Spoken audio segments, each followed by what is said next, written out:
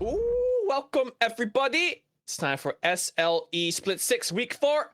It's me, Nick V, joined by a new caster, commentator, FGC legend. It's Lazarus. How are you doing? Yippee! Yeah, I'm doing good. I'm good, doing good, Nick. Not gonna lie, super excited to be here for the first time for me casting, Mm-hmm. League of Legends at least, and alongside a good friend of mine. I'm sure it will be a very comfortable ride.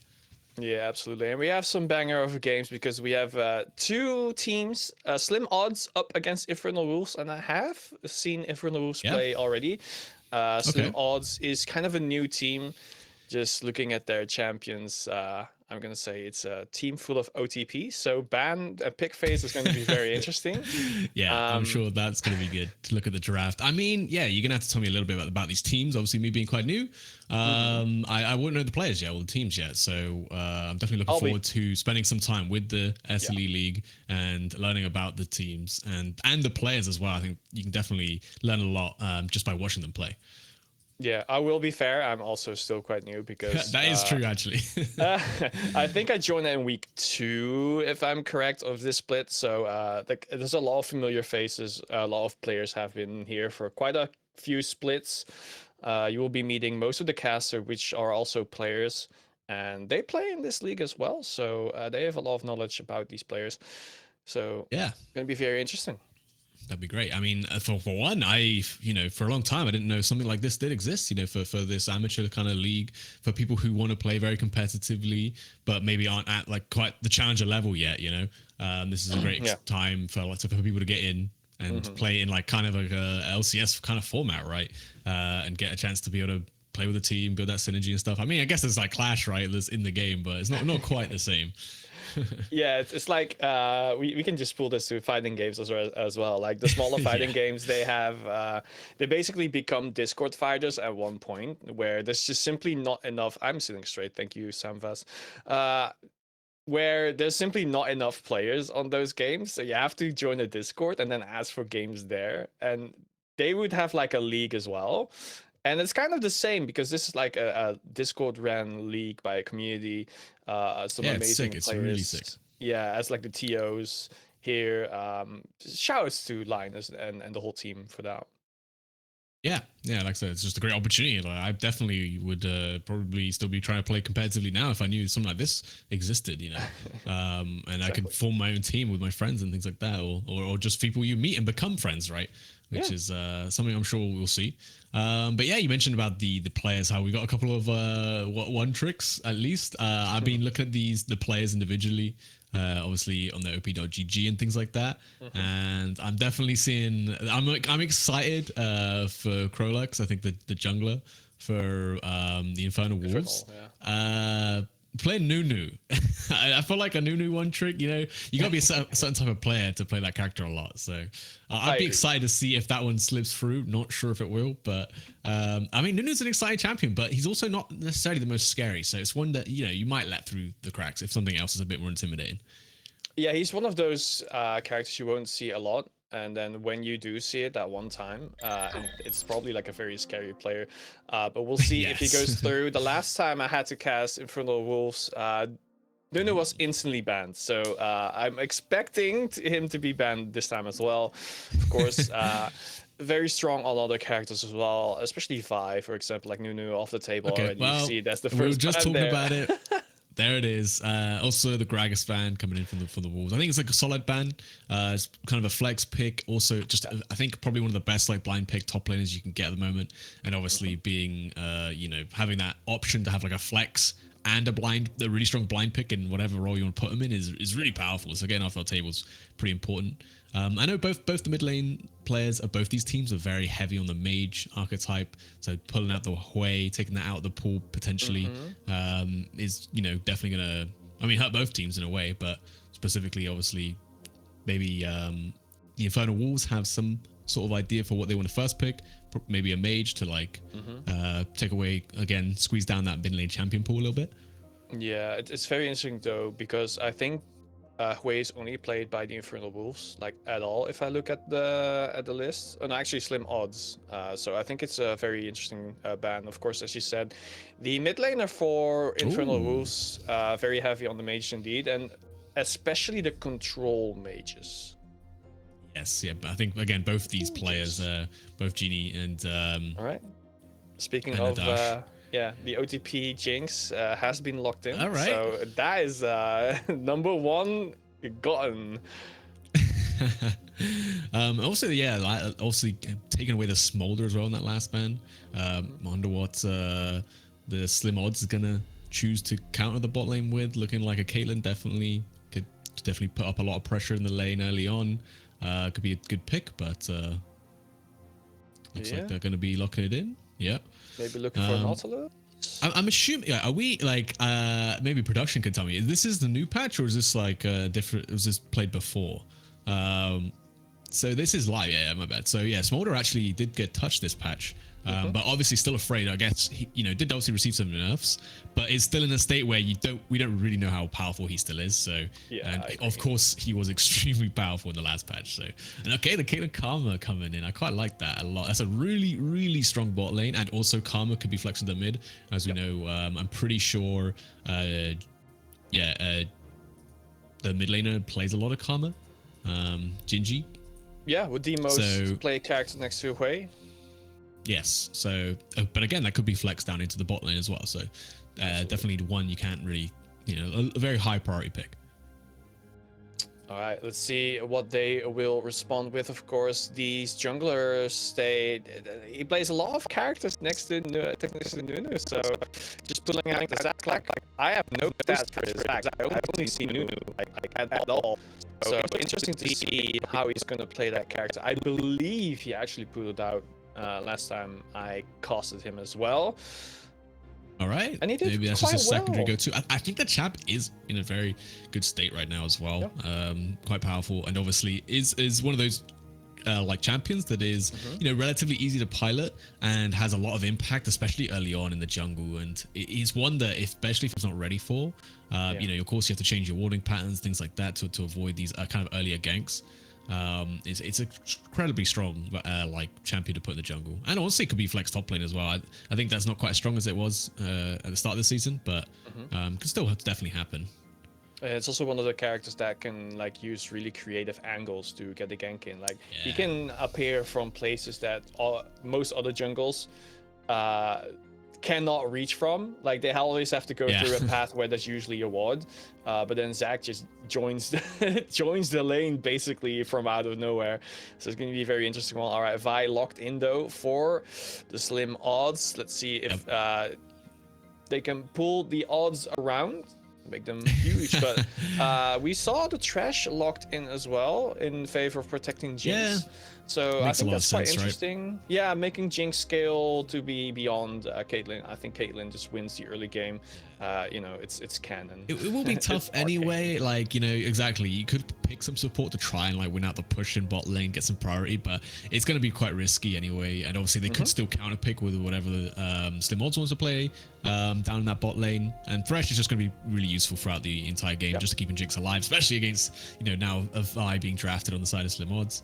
We're going to the second ban phase, and again you can see SlimOdds just reducing down that mid lane champion pool, taking out all those control mages that we know that Gingy loves to play. And just looking like so many mid lane bans coming out, honestly, already. There's like 4 on the side of Wolves. Jeez. I think they're trying to force their mid laner onto a Lux, because the Ahri ban kind of makes the TF pick, I wouldn't say useless, because TF of course is still very strong, but TF is like the counter pick to Ahri. So if Ahri's banned, then why would you really get the TF? So I think they are going to just pick something else right now and then leave the last pick for mid lane, because that one will be the highest contested lane, but could be on the board. And as if you saw me cast last time, I'm a huge fan of Lux, so I want to see that character. You are a Lux bot lane abuser, so I am, for sure. Definitely unfair, but of course. But yeah, together with the Karma, many shields on the team. There's Senna as well. Ooh, Lux hovered by the Infernal Wolves here. So that's exactly what I was looking for. But still, the TF could be on the table for the Wolves. Lux being locked in. That's pretty. Yeah, that is a mid lane one. Yeah, but then the last I mean, one, you'd assume so. I mean, I don't think the Thresh is going anywhere else, so the Lux is definitely not going top lane. So I guess it's going to be the mid lane. Yeah, so looking at this, right? Senna was just locked in, so Karma is going top or mid. Who would you pick top? From the side of SlimOdds? Or oh, you mean Wolves. The Wolves? Wolves. Okay, I okay. guess Well, I Aatrox. mean, we're gonna get around to Aatrox. Kind of makes sense. You kind of want solid, something quite solid. I mean, it's tough, right? Especially you got such a kind of immobile backline in the Lux and Jinx. You're gonna want someone to be able to help, maybe peel off the Vi, things like that. Thresh will do some work for sure. But so far, SlimOdds don't have the most dive. Although hovering the Gwen right now, that could definitely all change very quickly. Yeah, they definitely do need someone. I think both of these picks are extremely good. So maybe just wanted to play Trundle bits, maybe less scary in lane. But no, we're going to go for the Gwen. Okay, this is definitely going to be a very interesting, I mean, both top lane matchup, but also just in the team fights, it's going to play out very, very cool. I think Gwen is a very good pick because someone has to follow up Vi when she goes in, and like she would be the only one to actually be able to do that. Trundle, not really. Senna will simply peel for Caitlyn, so will Karma. True. So, Vi could only counter engage with her ultimate, but now that she has Gwen in the back, they definitely have some potential to pick off some carries. Yeah, and I think Gwen's just a really good side laner as well, so definitely quite scary. Going to scale extremely well as the game goes on. Yeah. And you got to think about who's going to be able to beat up the Gwen, right? Obviously has her really strong W ability to make her, Gwen is immune, of course, has the meme, right? But it's genuinely because it's really powerful, and if you don't have very strong like melee carries or things like that could either force her out of her W or can fight her in her W, you're going to have a really tough time. And with both the carries being very long range in Jinx and Lux, I think as Gwen in these team fights, you're gonna have quite an easy time. Yeah, all right, so this will be the teams. I think it's very interesting because quite a few safety measures, I would say, on both teams. Like you got Thresh, you got Zac for the peel, you got Lux as well with great ground control. If you want to jump in, you're just not safe at all. True. But on the other side, there's Karma, there's Senna to keep you away. Of course, the Caitlyn traps have placed very well. It's going to be holding you back, and of course dealing the 100% extra crit on all of her shots. So I think like it will be the entire league has been full of team fights only, and I'm expecting many more of those. Yeah, for sure. I think at this level, of course, like that's probably the most prevalent strategy as well. Correct, right? Being able to play just a team fight comp is going to be the most straightforward strategy, right? Playing side lanes is extremely difficult. It's only gotten harder with as the league's gotten older as well. But this kind of strategy, having a strong 5v5, playing around objectives, it's just a really solid, straightforward strategy. You can build your team around, build your team synergy around, and I think both teams kind of looking for that. I think SlimOdds playing probably a bit of a tougher comp with no real front line. You got Vi there. It's gonna be quite a lot more pick heavy. You got to play your front to back really, really well. Otherwise you're gonna get run over. If Zac finds a good E angle onto Caitlyn and Karma, knocks them both up, the fight is gonna go south very quickly. So oh yeah, absolutely. But we'll see though. Again, many shields on the team of SlimOdds with the Karma and Senna. I mean, a few, I guess, with Thresh and Lux as well. Lux, I think her shield is very potent because if you manage to hit all teams twice, especially with the AP scaling that she has, it's going to be a very difficult time for SlimOdds to basically work their way through all of those HPs, because it's actually surprising how tanky people will get with that Lux shield. That is true. Obviously they have made several improvements to that ability to be a little bit more usable. It used to be kind of like his throwaway ability. Maybe used it to like proc a Lich Bane or something, right? But now it's like very potent, especially when it boomerangs back. And it has an opportunity to be a lot of skill expressed there. Like I said, if you hit as many people as possible, they're gonna get a lot bigger shields. But I think as well, the Lux is just quite good against someone like Karma in lane, right? Who definitely gonna be outranging her, which can't be said about a lot of other mid laners. And definitely. Karma's like, the way she wants to trade is generally she's gonna have to run at you, get a root with a W, of course, and then obviously use her Karma enhanced Q ability to do a lot of damage in that trade. But Lux, if you're walking at her, likes that, right? Because you're gonna be in perfect range for her Q and things like that.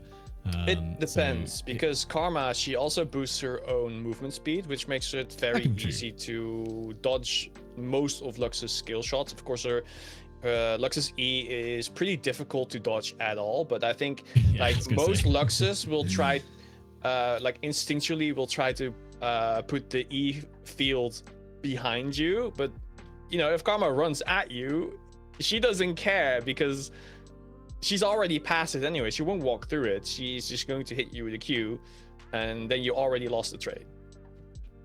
Yeah, I mean, there's one thing to note as well. Obviously, it's like these teams have had a chance to prepare for the other team, right? So these bans in that phase one maybe trying to force, you know, SlimOdds mid laner to go onto that Karma pick, and the Lux being their counter pick, right? They had this maybe they had this plan in the draft ready for this team. So glad to see how it unfolds when we do get into the game. Absolutely. So what do you think is going to be the most interesting lane?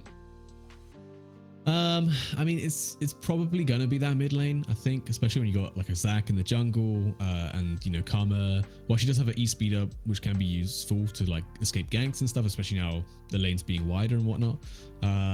It's one that you don't have like an immediate dash, right? You can't just immediately jump out of Zac's engage. If he lands that Q, even after missing the E, there's a good chance you're gonna get chain CC'd, so you gotta play extremely careful.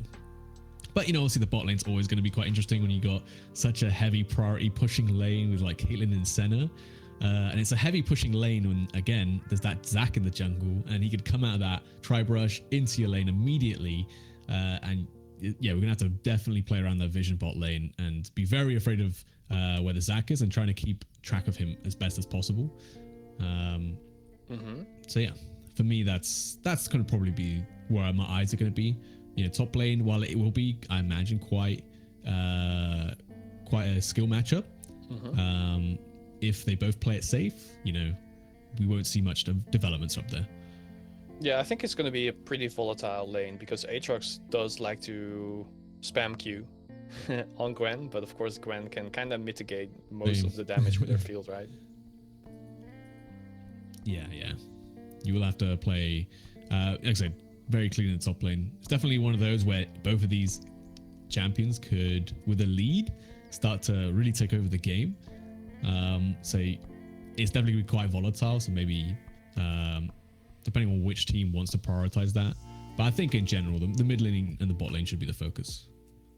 Definitely. So looking at the junglers, right? And also knowing that which sides they have. So the Wolves will be on blue side and the SlimOdds will be on the red side. How do you think, especially Vi, I think, will have to approach the ganks? Because she has, I would say, the weak side of the lane, right? It kind of depends. Like I think, especially at this level, if you're a jungler, you should start to begin to think about specifically early on how you're gonna start the game, right? Like I mentioned, obviously Zac's going to be trying to do the same, but at this level, the opposite junglers should have a good idea of where you are, even though they've never seen you, right? Just based on what your camps are up, things like that. Maybe you get an early vision down and you can see where they're pathing. And as soon as you know where they're pathing, you can kind of plot where they're going for the next, 5 minutes of the game, because you're going to be quite focused on those camps and stuff.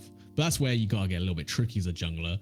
And I feel like Zac's especially better at being tricky because he has like these new different angles to approach from, whereas Vi has to come in quite linearly with her Q and stuff. Obviously, you can get quite tricky with the flash, but in general, she's going to have a easier time farming, but probably a harder time ganking.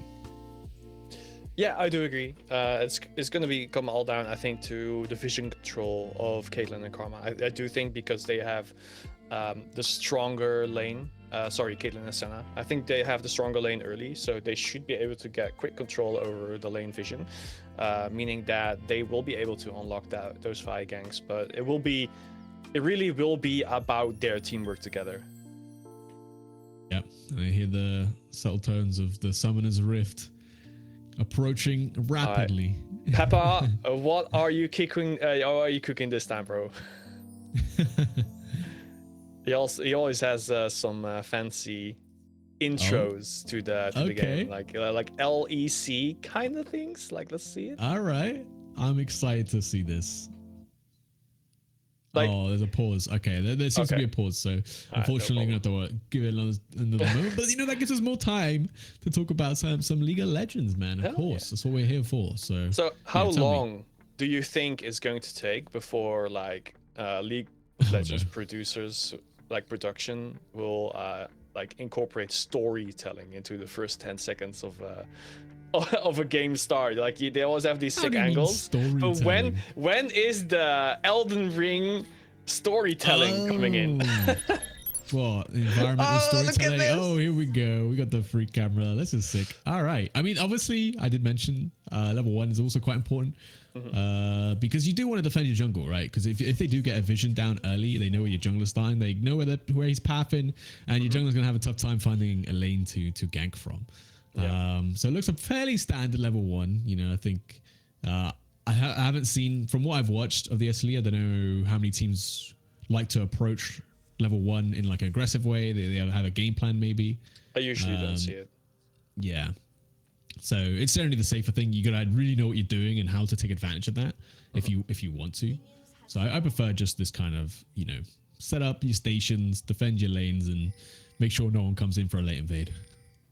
Yeah, of course, there will already be vision down in the jungle just to make sure there wouldn't be a invade from below, but I don't think they should worry about that. It's just like the early war. It will be up. This like, is something interesting. Oh, okay. oh, it's just a bit of just poke. I love tap. it's because I saw the Lux. I just in my brain was like, oh, Nadesh, that's the support. He's up there, like he's gonna kill them, like, you know, hard on the level 1. But no, that's just the mid lane. Actually going up for some poke, you know. Most of the time. But yeah, exactly. Most of the time. So what I do find interesting, so I play at quite a low level of League right now, and junglers are still asking for leashes, but I don't see them in the top level. I just don't see them. So again, you know what I mentioned about you want to be unpredictable in your pathing. Well, when you're getting like a leash in one of your buffs, it makes it quite obvious where you're starting for one, and quite obvious where you're going for another. So that's kind of why it doesn't happen. And obviously as well, if your opponent doesn't have the leash in that bot lane, for example, and they get an early push on you, yeah, it can be pretty rough. So it's something that at this level they've started to get good enough. The players are now good enough that they could punish someone for helping the jungler's leash. All right, I'm not a supporter of this Lux. It's a Steel Legion skin. Cannot. What's wrong with that? It is objectively the worst skin ever because it makes no sense in the context of Lux. What? It's just 40k universe, man. What do you mean? Doesn't have to make sense. Is that the? Are you tilted? She's already? not spreading democracy though. Is she? What's your favorite Lux skin? You got about 50 to choose from. Tell me, Nick. Pajama, easy. Pajama? What, a Star Guardian pajama, bro? That doesn't make sense. Why not? It's so comfy. Exactly. Okay. What are you trying to get comfy on the Summoner's Rift for, bro? Ooh, because it's easy. Betrayed. Oh, and Krolux finding a really good angle here with the but Aatrox taking a lot of damage. Might be able to get the kill here, but no, barely not. I think the Q was not up for Gwen anymore. Bit of an early trade. Yeah. I think if she held on to it a little bit longer, get those stacks up, that she would have gotten the kill, but sometimes it'd be like that. But there you go. That's what I was talking about, how the jungler's got to get creative with their pathing. Obviously, Banerex just did not expect Zach to be up there already, because he just basically did 3 of his cats bot lane, did the wolves, and then immediately he saw that play top lane. You know, it takes a lot of, you know, I am a jungler, by the way, but like, it takes a lot of self-restraint to not go and just try and full clear when you see an opportunity in another lane. And yeah, I think Krolux took that opportunity, and of course Zach with his E able to engage from very long distances, even at level 1, or that ability is at level 1, taking full advantage of that. And yeah, getting that first blood is going to be huge, because not only did he get the first blood, but waiting. I think waiting for the, and now she was gonna walk up. Yeah, because it's only the caster minions, and now into the Q, straight up flash has been used. Absolutely worth it. Yeah, not a kill, but you do get that. You do get that flash, and Lux without flash is definitely going to be very easy pickings for Brady when he comes back with the ult. Yeah, because even if you manage to Q Defy during her travel path of her Q, then she's still gonna finish the dash, so you're still gonna get knocked back. Yeah, exactly. All right, yeah. For the rest of the time, though, it will be a bit of farming, early vision, early backing, probably. Assuming Thresh will kind of try to scout Senna ahead, but I think, yeah, this is gonna try and keep it a bit safe. Ooh, actually, big trade big from trade. Aatrox here as well. Yeah, of course, with the pickaxe, it's just a very big difference in strength right now. Got sent so far ahead of that gank because, as I was going to say, you know, he obviously got that kill top lane. The first blood, 400 gold in my pockets, yummy, yummy. But also the wave was pushing towards him, so that meant that you know, Banerex lost another wave on top of that. So it's extremely painful time to die. Carlos is going to pick up the Krabbies right now. Kind of, you know, has that priority push in the top lane, has that priority push in the mid lane. Kind of super easy. Not really worth contesting if you're Radiac. Maybe going to play around that dragon because you do have that priority pushing in the bot lane. And a center. But and yeah, I mean, we're gonna see this probably a lot from the Dash, right? Lux is one of the most annoying champs to play when she gets that level 6, because she's just gonna use that ult on the way continuously, and you'll never get priority. Yeah, but if Lux uses the ultimate every single time, then she will lose out on trade potential. And I think in that case, Karma would eventually start winning the lane. Of course, she will be taking dragon. Maybe Zac is going to scout with a ward, but even if he does, I think he's too late, even with the elastic slingshot. But going for a gank instead, Caitlyn in a very dangerous situation. But I think the trap scouted out Zac. We'll simply head back to farming. Yeah, I mean, obviously, when the opposite jungler gets grubbies, you're generally going to be on the dragon yourself. But yeah, maybe wasn't expecting Vi to be able to take it that quick as well. Obviously, with her W, she does tear through that dragon, unlike other junglers. All right, Karma going back as well. Yeah. Wow, that is. Wait, what did you? I've never heard Caitlyn's laugh. Let me just say that. It's not what I ever want to hear. Was that just her bass laugh? Or was that a skin? I have no idea. I've never heard that before, but I also don't want to hear that again. I didn't know that was Caitlyn, Mag, because it sounded so off, you know? Yeah, the only reason that I saw it was because she was standing still. She was doing like an animation. Wow, Aatrox instantly going in with the ult. Oh, Gwen actually trading with her. Let's see it. Wow, Banerex getting that kill back in top lane in the 1v1 when he, you know, gave up first blood, coming back and showing why this Gwen has to be feared, right? Even though Sherrock got such a good trade to start things off, but the sustain from, you know, Gwen's passive and then her ult especially just made it so he turned that around in an instant. And the dash still without mid lane. Oh my god, doesn't land the Q, but still gonna have a tough time getting out and escaping from the vial. Oh wait. All right, so that was a very well-timed gank. Vi saw that she was about to hit level 6, and in the middle of that fight, enough minions died for her to actually get that level 6, instantly used it to lock down Lux, and they were able to kill her before the ult went off. The flash was used as well. Had to be saved on sorry, I suppose. So yeah, Zac not going to get the kill because there was 2 shields, one from herself and then Karma as well. So close. Oh, and the Q gonna interrupt the slingshot, and no one's gonna come and save you. I'm afraid there should be easy cleanup for whoever wants it. Gonna give it up to Ginny. And I think I respect Krolix going in, trying to make something out of the Vi being such a low health after escaping, you know, from that gank with almost, you know, 100 health. But you were still in that 2v1 situation, and against, you know, Vi and Karma, so much shielding, so much CC. Yeah, this is going to be a very big turnaround, because I think right now, because of that top win from Gwen earlier, she just gained a lot of gold because of it, and of course it's also ahead in farm. A level as well, actually. That's the craziest part. She's ahead in level right now because Karma got 2 kills just now. I think she will start winning the lane as well quite heavily. And then in bot lane, it's definitely, it looks Caitlyn favored, but right now Jinx makes it work underneath her tower constantly. I don't think Lux will do anything there. Even if her Q hit the Gwen, she was still like in the field.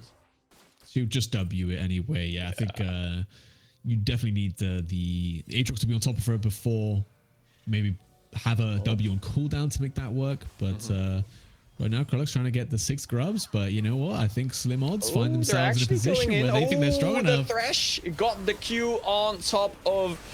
Oh yeah, and the Lux instantly goes for the kill on the Vi. That means there's no smite. So this is Zach's objective here. I think they will try to go for a bit of some poke just to annoy them a little bit. Maybe? But I don't think so. Like, yes, there's 3 of them, but having to fight 4 full health characters is not gonna happen. Yeah, and that was just obviously that little move up from Nadesh early on forced the lane to Bane Rex. Nadesh looking for something, maybe trying to find an angle for the Q here, but doesn't want to overextend. I mean, they got Krolox in the bag looking for an angle, but yeah, I don't think anything more is going to come out of this. Yeah, trying to zone Senna a bit away from that soul. Of course, Senna, even as a support, will get very strong quickly. And now that's around each other once again, top lane. Like, Zach was looking to get some vision maybe, but nope, Gwen just took it.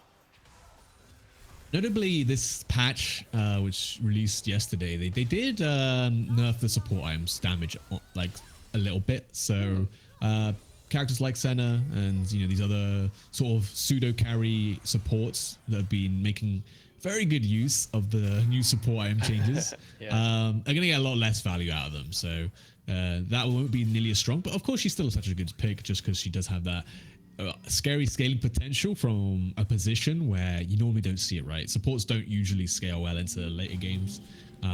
It's more just their CC scales and the utility, but in terms of Senna, her damage is actually quite threatening later on. Yeah, of course, Kama will be heading down just to secure the second Drake, but Zach is there, interrupted by the Q by Vi once again, but the ultimate here will be hitting 2 at the same time. Lux trying to back them up, but I think they're a little bit out of position. There's the roots on the Jinx there. There's no re-engage happening. I think Zach is too low. Actually got caught by the Gwen here. The ultimate ace in the hole will take him down. Then the needlework will take down Lux as well. Very good roam down from the Gwen, leaving Aatrox just to farm a little bit, but it doesn't really matter. The Drake has been taken care of, and that is a big win for the SlimOdds. Jeez. The Jinx rocket coming in. I think they couldn't quite see the health on that dragon, but leaving it with, I think, sub like 100 health. Nearly getting that steal for Gohan, but not quite. Very well played in that fight. Finding, looking for the thresh key, not gonna find it. That's Flay also missing. It's a great opportunity to get some trade. Deco trying to find the route maybe. Yeah, taking a little bit of shield. Trash going for the ultimate. And Zach is here as well. They will... the flash, but does not matter. Kind of a waste. Now, maybe trying to look for a last engage. Thresh barely not in range for another Q. Vi simply hanging around there to potentially re-engage, but I don't think they have the damage together with Zach staying there. No, but maybe just trying to see if they get a little bit greedy. They haven't seen Brady yet, so... Potentially, obviously, Vi doesn't have the Vault Breaker, so maybe not gonna go for it. Okay, yeah, just gonna back off. And I think that's right. That's probably correct, right? There's not really much to fight for right now. You're definitely ahead, and there's no need for you to make super risky plays. You got the 2 dragons. You can kind of work towards that as your win condition. You're scaling pretty well too. So yeah. Yeah, we're back now. Karma zoning Lux out. That's a nice binding, but it just doesn't matter. Yeah. Ooh, Zach actually going for the engage. Ooh, barely not reaching. Of course, will be going for... I was gonna say the magnetic slime, but there you go. Lux getting the ultimate. Of course, she was slowed, so there wasn't really a way to escape that, especially when the flash was out and there was no man trap to be used as well. Yeah, they did burn the flash on the Zac though, which is a pretty good resource for fights and stuff. I don't think we'll be back for the next dragon. It certainly isn't up for this Herald. It depends how much that SlimOdds want to prioritize it. Oh my god, survives the ult from Caitlyn. Just about for using that W from Lux, obviously getting that shield, giving him just enough. Indeed. Yeah, I was actually a little bit afraid because the shield was running out when Ace in the Hole hit. So that was like purely her own health. Yeah, that's true actually. Yeah, Aatrox I simply guess I'm going so for a used to little bit. seeing the damage from lethality Caitlyn, but this is actually like an AD carry Caitlyn. So obviously AD carry items the crit items did get buffed this patch as well. So maybe just going to experiment with going for a more traditional carry build. Yeah, I think if one character would be wielding lethality at this point, it would be Senna. Let's see though. There was a ward looking at Thresh. Ooh, actually getting the snare on Jinx here. A little bit poke only. That's going to be healed quite fast. Also the red buff on Jinx. I think that's going to be a very interesting tool in the lane. But again, I think Senna Caitlyn will simply still be stronger for now. Yeah, it's getting to the point, right? Both AD carries have a single item. You know, a hook from Thresh now could definitely kill any one of these carries in the bot lane. So something you've got to be very careful, and you can see that they are very aware of that. Put the 2 wards in the brush. Not going to let Laya here find any angle on this Q, but you know what? You got a Lantern behind you. I don't think that ward's going to see Zac just yet. And go with the flash play. Oh, he got the Q as well. The cleanse instantly used, but the re-engagement fight was actually interrupted by the Q. I think they intended that teleport coming in, but yeah, you're simply in 2 wards basically. So Lux not really going to do much here, of course. Another objective has spawned, but it's on the other side of the map. So if Devi is clever, would simply rotate over there as everyone is bot lane right now, but maybe a bit too far to travel. Oh, trying to Herald's a bit too tough. Okay, gonna interrupt the charge of the Q. Get out of there. Obviously, it wasn't the dash that committed the teleport, but not the biggest cooldown that thing. Teleport definitely now has much less of a cooldown than it once did. And from the mid laner as well, just be able to walk back into their lane. Not the worst TP I've seen. Got Dragon coming up very shortly in less than 40 seconds. Definitely going to look for a play on that. Karma going by way. I felt like if Karma was going to stay a bit, they could have gotten a lot of damage on the Thresh, potentially kill, but I guess with the Zac in the way there. Ooh, Lux ult actually clearing the entire wave. That's a rare sight for me. It's because you're playing some poor Lux, man. This is what it's like to be a real carry, right? None of this fake stuff in the bot lane. Look, I used to play Lux mid. I'm just a retired mid laner. That's where they all go into support, man. We do. When mid lane's too tough, is that it? Yep.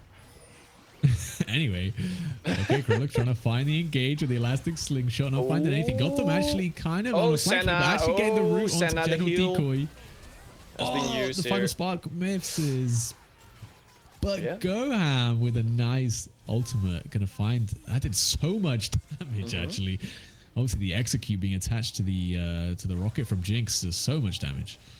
Yeah, of course, Vision will be denied here, but there might be a re-engage. I do think that the SlimOdds will be trying to get another Drake. Like, they have gotten 2 already.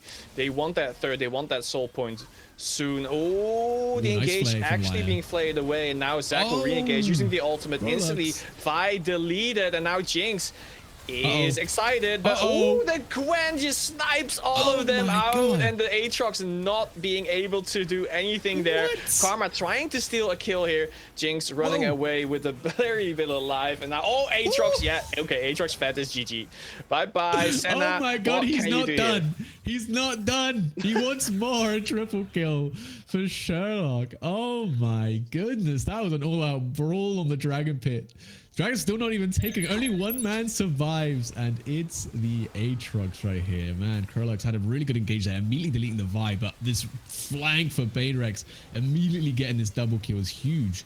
But the spell division from Zac definitely comes in clutch, kind of stalls for time here, while Aatrox is cleaning up the backline. And then Satush looking for like that flash to pick off Gotham, and yeah, just from there on, it was all Sherlock, man.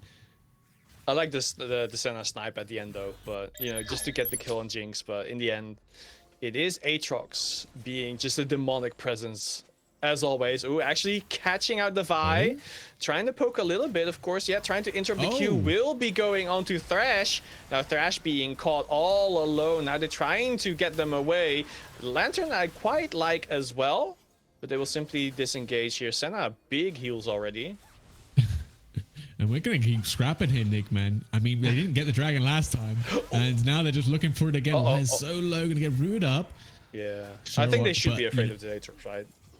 Yeah, but all SlimOdds have to do near now is just stall them for a bit. Obviously, they have Bane Rex in that top lane, pushing it out. They're actually not looking for a full-on 5v5 fight here. They're just looking to get this tower, get some gold on the off the map, and actually going to re-engage onto the dragon. Maybe just trying to keep the wolves here interested on this objective. Obviously, Krolix is still here, and the Dash has got a really nice angle for maybe a Q into the final spark.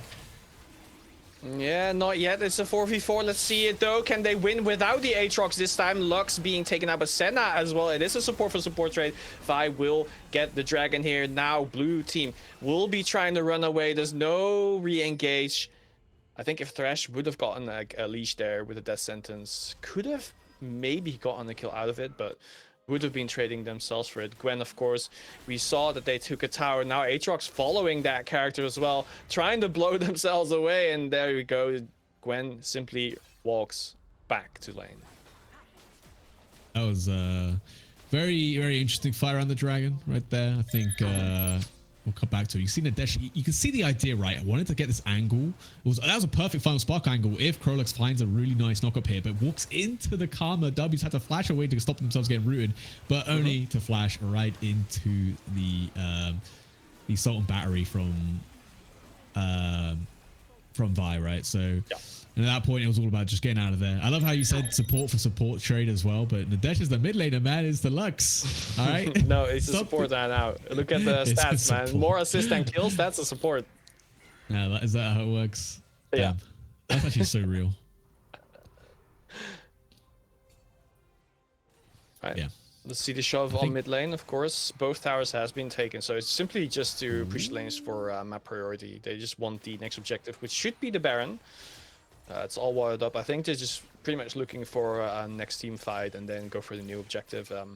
But I don't think either of this team wants to engage right now. No, I mean, especially if you're SlimOdds, you know, you're like one dragon away from the Chemtech soul. Not the most exciting soul for sure, but still going to give you so much value in stats regardless, especially when you're playing such a squishy team and stuff. But yeah, you kind of just want to wait for that. You're already ahead, and actually, it's pretty much break neck even. But you know, you're at a point where you don't want to fall behind, right? You want to make sure you're at the best possible position to be able to fight over that, you know, soul point. So I think you'd be very happy just farming it out, playing it safe. Don't overextend in any of these lanes if you don't have to. All right, most of the push is from the SlimOdds right now. Oh, actually threatening the Baron. They do have a ward spotting all of them. So let's see how they are going to deal with this. Potentially Isabelle, this is already backing off. They see that, okay, they're all moving, so we need to go. We cannot sneak this one. Yeah, just trying to test the reactions, right? See if they did have vision. If they didn't, they might have been a little bit slower to pulling off there. And that Baron was burning down, man. Obviously, Jinx is no jokes when it comes to DPS. Especially with her 2 items finished already. Working on the way to the third. I think Goam's going to be extremely strong once he gets to that point. And if you can get to that before this last dragon, I mean, they're going to have a really good time trying to defend that soul point. Ooh. Yeah, I mean, yeah, Lux so annoying, is gonna look how tanky this Karma is. You just use the shield on your final spark, and it barely broke the shield, man. It's so frustrating to play against like Karma when she does get a couple of items, a lot of cooldown reduction as well, or ability haste. Like it, you know, it's really hard to play around. She still is quite strong, even though she did get touched a little bit in this patch. It becomes difficult, and I think is mostly due to Lux having not having finished her second item yet. I think going for anti-heal, like just in between finishing the second item, just to make sure that the Caitlyn doesn't heal as much. Of course, Karma has a heal on the shield as well. Senna healing a lot as well. There might be a bad situation here. There was a little bit of a poke, and Thresh in a tough situation. There will be the flash out, Zac engaging, but it might be taking himself down, not sacrificing yourself. Oh yeah, definitely dead. So that might be a Baron. Oh, actually the snipe for Gwen! Oh my god, actually snipes out Liar as well. No way. And Sherlock, I mean, Sherlock got to be one of the strongest members on the team. Could not find an angle into that fight. Cape rotated a little bit late, TP'd in, but it was already, a little bit too slow. They're looking for a re-engage ready, maybe looking for flank. Yeah. I like this though. They haven't committed to the Baron yet, and the timers for the side of the Wolves are ticking down. So but they can still burn this down incredibly fast. Yeah, so the thing right now is the only one they should really be afraid of is this Aatrox being able to engage. Of course, there is no smite available on the side of the Wolves right now. Zach still spawning. Just spawned, but nice try, I guess. Yeah, that's probably the best of you could try there. I mean, maybe if Sharok finds a god, snipe that, but also that means they're going to be first on this dragon, and it's coming up right now as we can see this engage. I mean, Lige walking into the no vision, really nice control from SlimOdds, honestly. Gonna be able to flash out, but at this point, right, you don't have the damage there. Your front line's already half dead. The TPs are coming in. There's no way you can play this fight out, even if Sharok finds like the godly flank, and that snipe was just the cherry on the cake. Absolutely. So they will have Baron. I'm gonna assume that the Wolves just took Dragon. All right, so it should be like so it should be consolation prize. Yeah, so it should be a good team fight team right now up against a push team basically. So quite balanced, I would say, in that regard, but you have to have your the macro game on level right now. Yeah, Lux, I mean, bad time clearing. It will always be tough at this point, but that's where Gohan comes in. Of course, has the Jinx rockets, the Q. Ooh, top and maybe gonna find him getting greedy on the grub. Sharok, I mean, gonna find a way out. Nicely timed dive with the E to get out of that situation. If that's a Q from Vi lands, that's gonna be probably a dead Aatrox we're looking at. Of course, Karma in the bot lane simply pushing a bit. Lux trying to push her back, but there's another wave incoming. Baron empowered, so her ult will not be enough. Although Karma is going back, so in that sense, there's no extra damage on the tower happening right now. Mid lane will simply be a sort of a shuffle, a bit of a dance. I'm just waiting both timers out right now. I don't think anything is interesting is going to happen yet, unless there's like a huge catch. No, and the gold lead just isn't that big enough to be able to force something. Just like diving straight onto this tier 2 tower, that's not realistically going to happen. Again, if you're SlimOdds, you're more or less looking for this next dragon play. Use the lead you got from that Baron to hopefully cap off your third items, probably for your carries and things like that. And then once you're at that position, again, you can look to get that Dragon Soul, win the fight, more importantly, and then kind of take full control of the game from there. Do you think we'll see a dive here on Lux if she's alone? We do on see Lux, yes, but if she is not alone, if anyone else is there, again, it's an unnecessary risk, I think, to take. Depends on how urgently, realistically, you kill Lux there, right? The rest of the team rotates down. Do you even still get that tower? It's tough to say. That's true. And tier 2 towers are worth a good amount of gold, but when we're getting to this stage of the game, unless you're hitting that milestone for like a third or fourth item, the extra gold that you're going to get is probably not worth that risk. All right, red buff on both the sort of AD carries.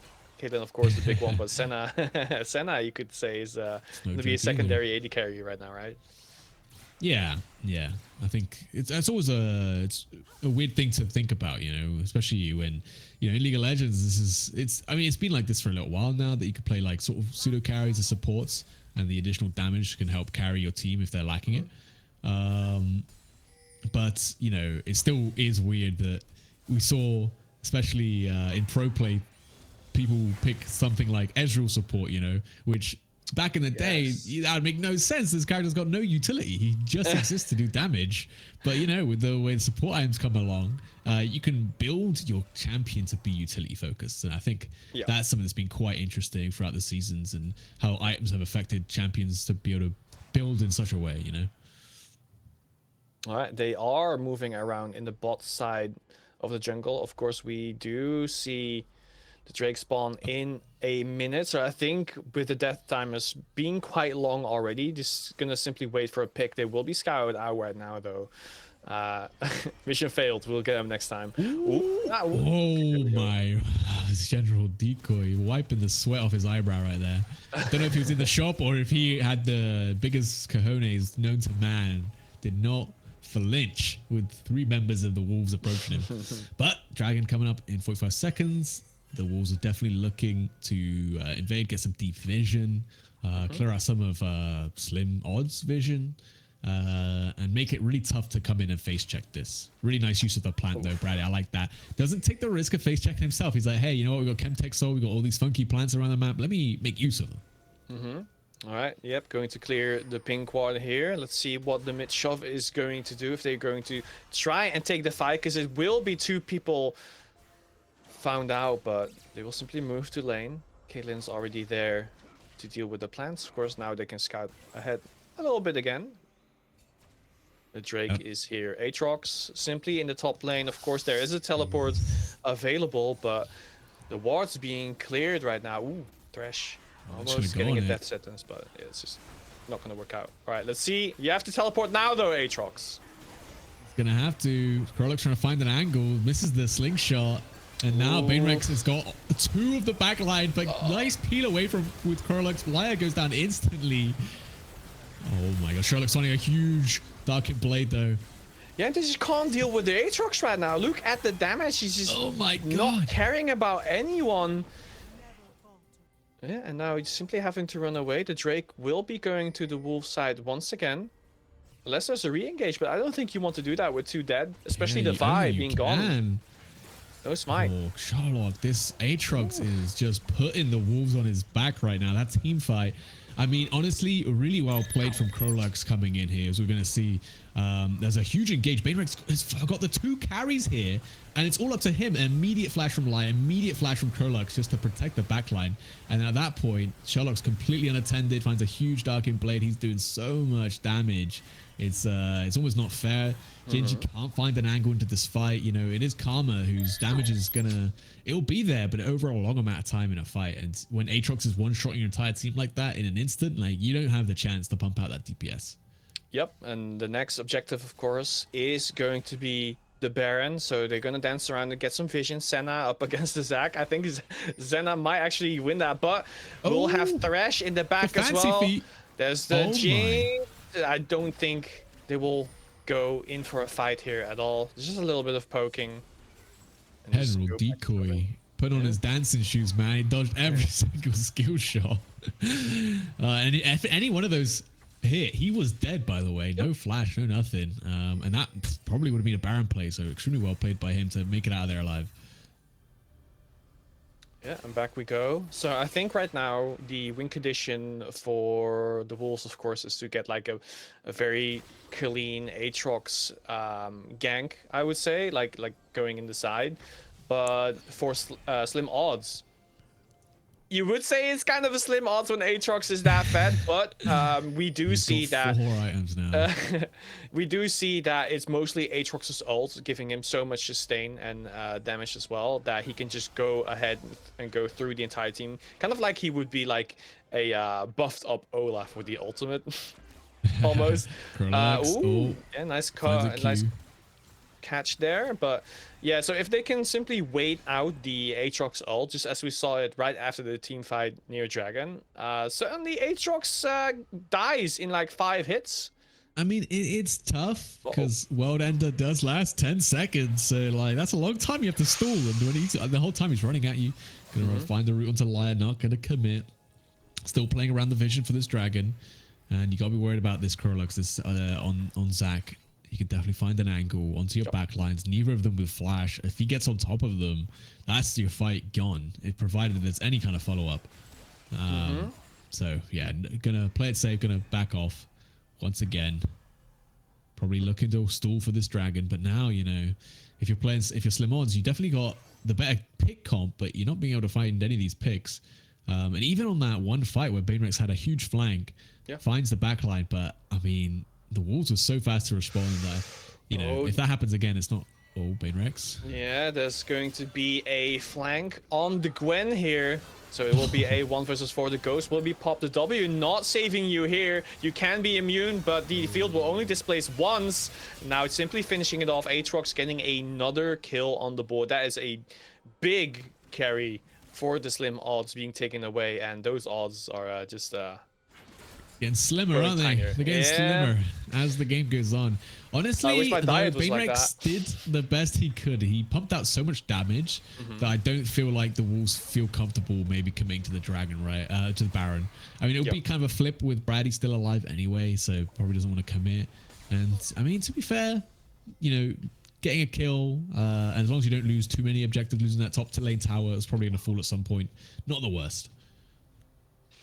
Yeah, of course, Karma is simply going to keep the push on the mid lane. It's not really anything to be worried about right now.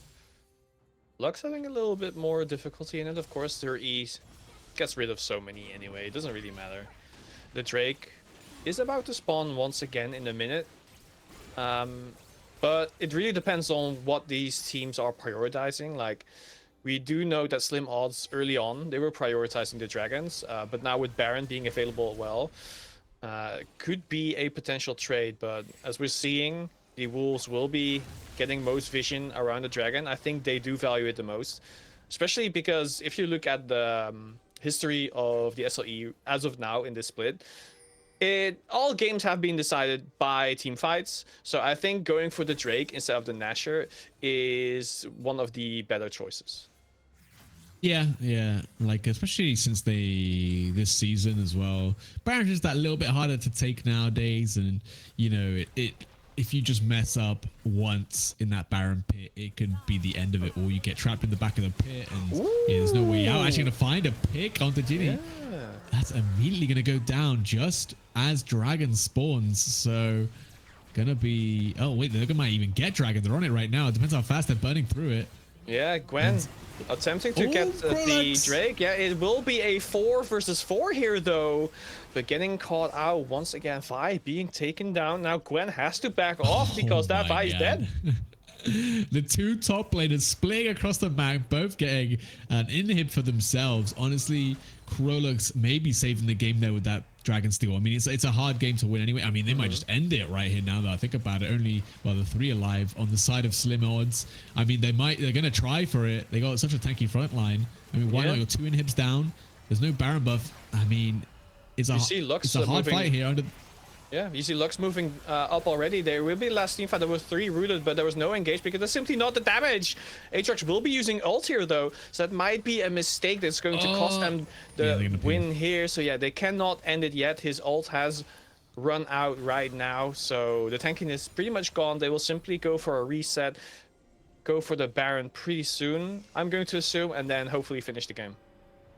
Yeah, well, that was a little bit too close. Definitely wanted to force the win, and I think if any of the members on SlimOdds does get picked off there, that is, you know, roll on the next game, it's done. But they all hold their ground underneath the Nexus towers. We do manage to hold off, do manage to defend. Still not in the best spot. I mean, the gold is still relatively even mine, but you know, they just have the much better team behind their dash.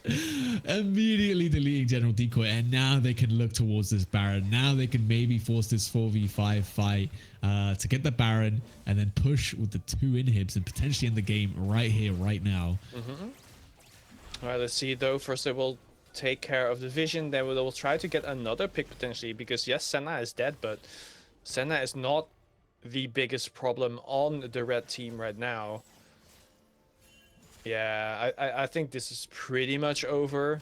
Seeing as how they far in they need to go. Yeah, the Lux ult does a lot of damage, of course, but Caitlyn with the DE. We're actually going to try and win it. I think they're mostly stalling for time for Aatrox to push down the bot lane, get a tower there, and potentially get like the 3rd inhib. And in that case, if that is gone, gonna be GG. But they will now rotate towards the Baron, leaving Aatrox down below, I think, just to waste some time. But right now, SlimOdds aren't biting. I kind of liked what Wolves did there. They could have collapsed with Aatrox. They're like, we're going to move to Baron. Yeah, if any of them go bot lane. Oh, no, Sherlock. Okay. Oh, my. He just escaped the 3 traps. my god, the Baron is stolen by Banerex with the ultimate. Yeah, will you get a kill as well though? Fight, being taken down. Yep, and now the team will be trying to run away. Karma trying to cut off their path, of course. This will mean Baron empowered Minis, but it will be a 5 versus 4 as well. The Vi being completely down, so there won't be any catch potential on the side of SlimOdds. There might be the last team fight here. Zach going in immediately, just going for the tower. They really want the tower in the Nexus as well, but the fight will break out here. Karma being caught, but the first kill will be on Zach. If he's taken down, he will try to go for it. Caitlyn actually killing Jinx, and that Aatrox going for the Gwen as well. Wait a minute. Yeah, now Aatrox trying to finish the game. He is quite low health, so I think they could get the kill, but that was a massive play, putting them all in the range of Aatrox. Will actually get the hit here with the Q, and now only the last one remaining, simply getting the hit on the Nexus, and that will be the Infernal Wolves Team B winning game number 1. Jeez, man, what an ending to that game. That last fight was way closer than it needed to be. Yep. But yeah, obviously well played to both teams. I think they just kind of won. I think from as soon as they stole that one soul point basically and defended from there, they certainly had the much better 5v5 team fight comp. And yeah, there was a lot of clutch moments from Sherrock in that top lane with the Aatrox kind of carrying a lot of these team fights around the Dragon Pit, finding so many good angles. And you know it's always good when your top laner joins the fight and he's diving on their carries, but he's also like full HP. Like they haven't managed to touch him yet. You know, sometimes when you're playing these kind of frontliney champions, you're gonna take a lot of damage coming into that position. But when they're still full HP, it's like the fight's already won, man. Yeah, I mean, honestly, I think both top laners really did that, because Gwen also got a catch on some of their carries in the middle of the fight, especially like around Dragon, really being creative with the way they engaged. But yeah, as you said, like the Gwen can do that, but then Aatrox just steps in and says, okay, this is mine. Yeah, and I think that it kind of like says a lot about the team synergy for the Infernal Wolves as well, is that when they saw their 2 carries out of position and Banerex on the Gwen had an insane angle to just completely chop them up, scissor them up into pieces, into ribbons even. Both of the tanking supports in the Zac and Thresh immediately flash on top of Banerex, peel them off the carries, and then from there the fight's won, you know. And it just takes a lot of strong decision making to be able to make that kind of snap decision in the moment, to be like, oh, this is how we win this fight, right? So yeah, I think it was a really close game though. Honestly, I did not expect my first time commentating for the SLE to have such a fun matchup. Yep, and with that though, we will be heading into a short break. We will be back pretty soon, so get some drinks, get some water to dehydrate yourself. Well, hydrate yourself, not dehydrate. Come on, man. And we'll be back in a couple of minutes. All right.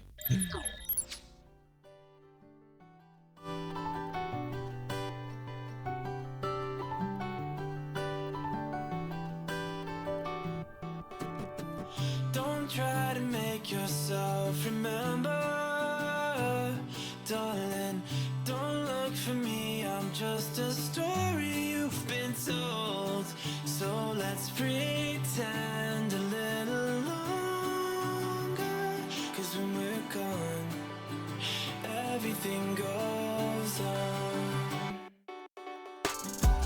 You were staring at the window and said, I wanna take you to the sea.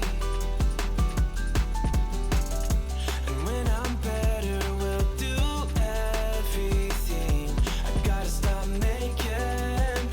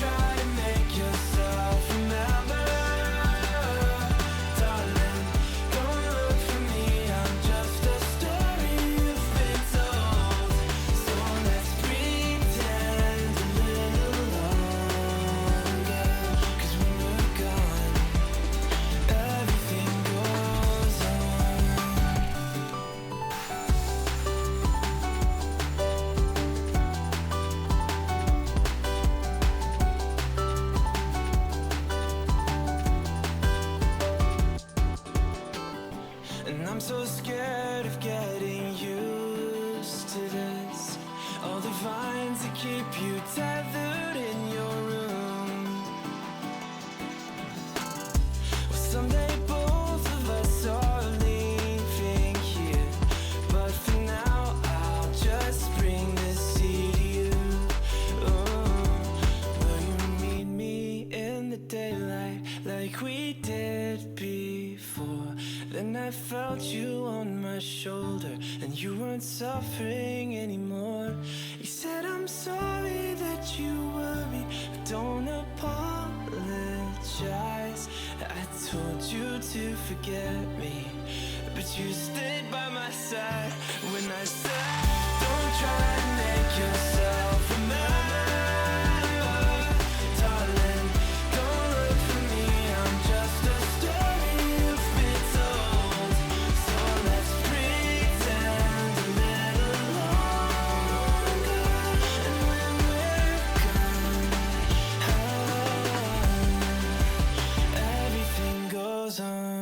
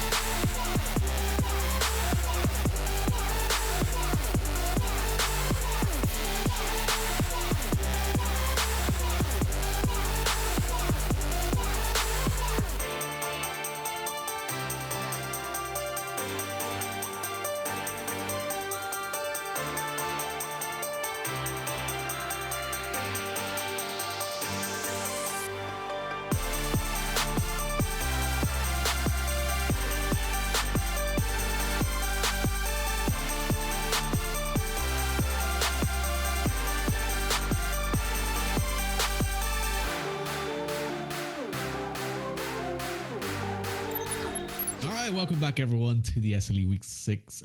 Split 6, Week 4. We just had a banging first game between SlimOdds and Infernal Wolves, and we're about to get into the second and maybe final game between these two teams. I wanted to ask you, Nick, what was your favorite moment of the last game? Did you have a particular play that you have in mind? Yeah, absolutely. I think it was the team fight around Baron where what I was talking about earlier, right? When the team fight happened and then Gwen came out in a flank and got 2 kills, and then Aatrox flanked from like the same side around the bush as well, and he just completely turned that around. So that was like a fight with 2 highlights of Gwen turning things around and then Aatrox saying, yeah, actually this is mine. All right, let me ask you another question. Do you think we're going to be able to see the Aatrox again? Nope. Or they just banned that? Gone. Yeah, deleted. Yeah, gone. It's deleted into atoms, shattered. It's it looks very strong in the hands of Sherrock, so maybe unless the Banerex can also pull it out and they can first pick it, I assume they'd now swap sides, right? I guess it's loser's choice. Usually they will do that, yeah. So assuming that SlimOdds will go to blue, Oh, they will be going to blue, and then the Infernal Wolves will be going to red. What do you think, like the priority bans and picks will be like, other Uh, than Aatrox, of yeah, course? it's tough. I feel like Karma's gotta be up there. I think Gigi looked way too good on the Karma, even though obviously they did lose that game. Just looked very comfortable throughout the entire game. Definitely had that mid lane priority and kind of kept Nadesh like kind of locked down and got a pretty big lead. Um, so I feel like that's definitely a pick that if you were the Wolves, you even though you won, you're like this pick was really annoying, right? Maybe you gotta find some way. Maybe just let the Hui come through and see if they want to first pick it, and if they do, at least it opens up another couple potential picks, priority picks, either potentially in that bot lane and stuff. I think the bot lane ended up going quite even, considering how powerful the lane it kind of looked on the side of the SlimOdds with the Caitlyn and Senna. And yeah, I feel like that again, we kind of see that was one of the issues, right? When you pick Senna in these kind of situations, you get that lane priority, you get this like scaling damage, but you do miss out on a lot of the utility of other traditional engage or like peel orientated supports. Yeah, I do definitely agree. The Karma being played a lot by Genie, of course, the win rate's pretty high as well. And if you look at Hui, like the same amount of games, but a way less win rate. So maybe that will be a thing to take care of, like looking at the Infernal Wolves. Yeah, She did a lot, but Hui definitely has a much bigger potential ceiling, right? So yes. when you really pop off with him, you're gonna feel it, right? He's gonna do way more damage than Karma, and his ultimate can definitely like completely change a team fight around. But also gonna be way easy to punish, obviously, just lacking that mobility and being a bit more susceptible to being ganked and jumped onto in a team fight. Like we saw at the end, like Karma had like 3,000 HP, was pumping out 500 HP shields on like a 6-second cooldown. It's tough to kind of collapse and kill this kill the mid laner. Whereas Hui isn't going to have that quite the same level of sustainability. So regarding the impact of Vi, it was kind of what we expected, right? So the Vi has some pick potential. She got some picks as Yeah. well, but that's really what it ended up being. Just the couple of picks, like other than that, it was completely in favor of Zach. So maybe, I mean, is it really that bad of a deal to just let Nunu go through this time? Yeah, it's tough, right? Like, I don't think you can even afford to ban both Zac and Nunu. You got to accept that, well, probably the Zac's coming back. Maybe you can play a better matchup into it in the jungle. I mean, the Vi looked good, right? He did early on, was you playing really well, interrupting the elastic slingshot with the Vault Breaker quite often. So I was just playing the matchup well. But yeah, Vi, she can be a good source of like soul engage, but especially when you get to these later game team fights, you really need another sort of frontline threat to engage with you, or you need really good follow-up from something like an Orianna ult, for example. Yeah, and these bans are going hella fast though. Look at that. Nunu instantly taken away, Graga's going away, Hui, Wukong, Smolder, and of course Jinx, all off the board right now. So talk to me about these bans. Okay, well, Smolder's again still being taken off the board. We expected the Nunu. Wukong's a bit of an interesting one because you'd think, maybe they just be comfortable picking the Zac again. But there are some things that Zac's not going to appreciate being on his team, so you kind of get less freedom. And looks like, SlimOdds going to go with the Karma first pick. We mentioned how this would be quite a priority pick, especially for Genie, and doesn't want to give a chance to the Wolves to pick that away. So here's the thing: will Karma go support this time? Will it be like the biggest troll? I don't think so, but it could be. Obviously, it could go top lane as well, depending on how spicy we're feeling. But I think Genie looked good on it. Last game was really impactful. Wasn't able to fully carry. Need the right team comp to be built around it. And I don't know if Caitlyn was quite the right character to support Karma in terms of the carry role and doing damage and such. So might pair with different sort of ADC or different sort of damage composition. But all right, actually gonna get Zac and Ezreal on the side of the Infernal Wolves. I mean, Ezreal's my most played character in the game, champion in the game. So absolutely this guy. Yeah, okay. But don't don't question it. My Ez Rungle goes crazy. Um, but yes, the W is very good on on yeah, the jungle camps. monsters, it aren't they? just doesn't hit, bro. They need to change that, man, for real. They should, to be honest. Like on the Vayne. major camps. Yeah, Vayne. I think that's a very good That's a lot champion into Ezreal. Like, yes, Ezreal has the Qs to deal with Vayne, but then Vayne, so yeah. In the end, the Qs with the slowdown, I don't really care about that. The E, no, not really either, because Vayne will just chase you down with the true damage, and will definitely out damage the Ezreal. Of course, has to be very wary about the Zac, but I think Jarvan is actually a pretty good jungler here. Like, even if the Jarvan is going to be taken out of commission, the Cataclysm is just so strong, such a big game changer that Yeah. might be working out. I mean, yeah, it's definitely looking better in terms of having a pure 5v5 team comp right now. I really like I really like the Vayne compared to the Caitlyn. Caitlyn, doesn't really have that carry potential quite the same as Vayne. Now you got Karma supporting you, going to be building full AP, going to be able to assist you and support you in cleaning up these fights. Looking way better, I think. Yeah. And now if you're Wolves, yeah, you either there's two things you could do here, right? You can really punish the Vayne in lane, or you can try and build a team comp to specifically counter in the team fights. And not necessarily mutually exclusive. You could do both at the same time. And I think Seraphine, Ezreal, bot lane, could be Seraphine mid, to be fair. But a Seraphine, Ezreal bot lane will be really, really annoying for Vayne to deal with. Yeah, absolutely. There's a lot of poke coming in, and as well, like the ultimate from Seraphine just taking care of Vayne basically as well. Going to be very potent. So I think like the thing you just said, like you can just bully her in lane and then maybe build around it to counter Vayne in the team fights. I think Seraphine pretty much covers both roles.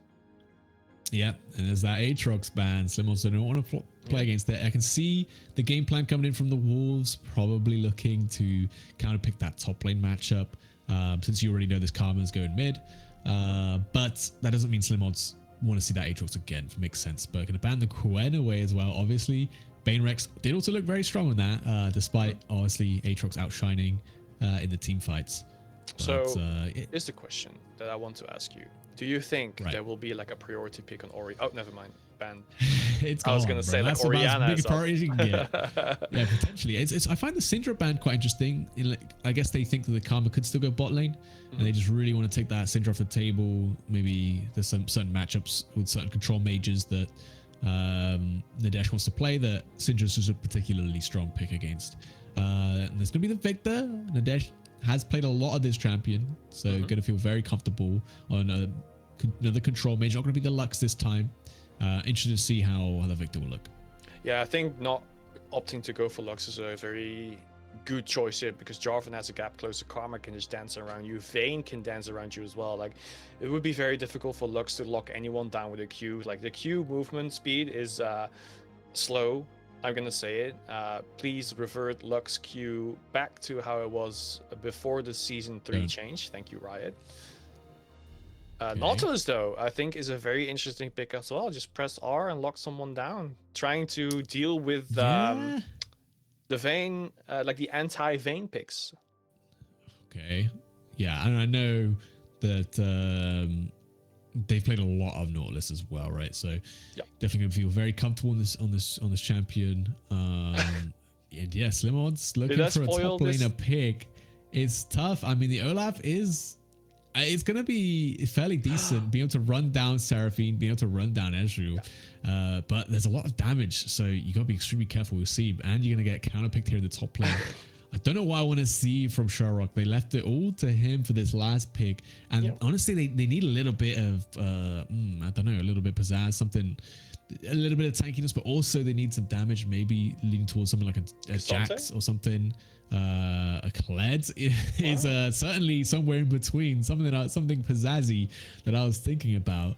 And that's going to make some very interesting team fights. Going to have the Zag jumping in with the Kled secondary engage and his full team running behind him. I did not see this coming, but certainly picked it against the Olaf. And with the built-in heal reduction, I guess I can definitely see it being a good pick. I can't believe I spoiled game number 2, because I mentioned Olaf when I was talking about Aatrox. I was just dealing with everyone with his ult being active, just running through everyone. I said that's Olaf, basically, and now we're seeing an Olaf. True. Let's go. I like it. SlimOdds. Yeah, I think this champion is extremely powerful, but you gotta make sure you set it up in the right lanes, and as well, you gotta make sure you build the right items. He's a character that can build basically. And I gotta stop saying I gotta say champion, man. It's League of Legends. This ain't fighting games. But I gotta, yeah, you can build a lot of items on him, and they're all very good, but it's about finding the best item for the situation, right? Yeah, he's basically got so many items that are really powerful on him, and yeah, you really got to figure out what you're gonna build. And he's definitely a champion who's very heavily reliant on his items, and so if you build wrong, there's no real going back. You know, you can't just, you can sell it back, of course, but yeah, pretty bad discount. So you do have to make sure you know what you're doing on this champ. Yeah, so looking at the team comp, right, we got a Karma, Vayne, Jarvan, Nautilus, Olaf. It's kind of like a protect the Vayne comp into Olaf, go do your thing. Of course, also with the Karma speed boost, definitely working out, he will be able to run straight through the entire Wolves' team and go straight for Ezreal or Seraphine.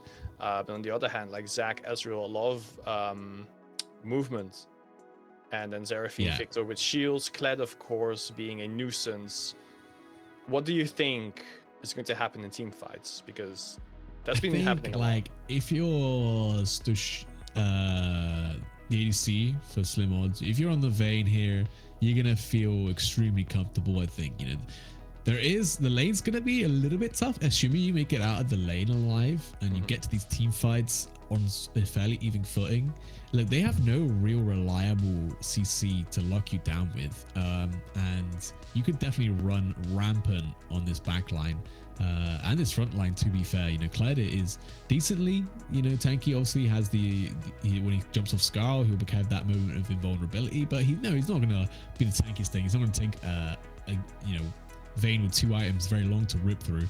So I think that's what it's going to come down to mainly. It's going to see that how well this Vayne can play the team fights out, and you know, he has a lot of support with his team to be able to back him up with a lot of CC. So it's kind of it will come down to that really, how well he can use you know, the CC on his team to keep up a lot of uptime to be able to tear through the front line. All right. So with that, there's a vote in the chat right now. Put your channel points into who you predict is going to win. Of course, you can also type in the chat if you're like me or from the Netherlands, see who is going to win, because in the Netherlands we cannot gamble with points, sadly. So 1 for the SlimOdds and press 2 for the Infernal Wolves. Team B, of course, right now it is leaning towards the SlimOdds side, actually. Like, after losing quite heavily the last game, especially with the Aatrox coming online, people do believe that SlimOdds will be making it a 1-1 today. All right, I mean, it's tough. I think I like both these team comps. I probably like the Infernal Wolves a little bit more because they have a lot more lane priority, and you're playing Zac, who, you know, it's a jungler who's probably not gonna have the best clear speed. He's not gonna be the best in these outright skirmishes in the jungle, but because you've got the priority in the lanes, you can kind of balance that out, and that means you can still get the priority on some of these objectives and get all the value you do for being this tankier jungle. Whereas you know, Jarvan, you know, is definitely another proactive jungler. Probably even more so than Vi. So gonna try and find the angles that maybe Zac is looking for. We did see some very nice early plays coming in from the Zac last game. So whether or not Jarvan can keep up will probably dictate a lot about the early game. Yeah, let's assume that Zac will gank top pretty fast. Again, like a level 3, instantly going for it. Possibly. Getting the full clear.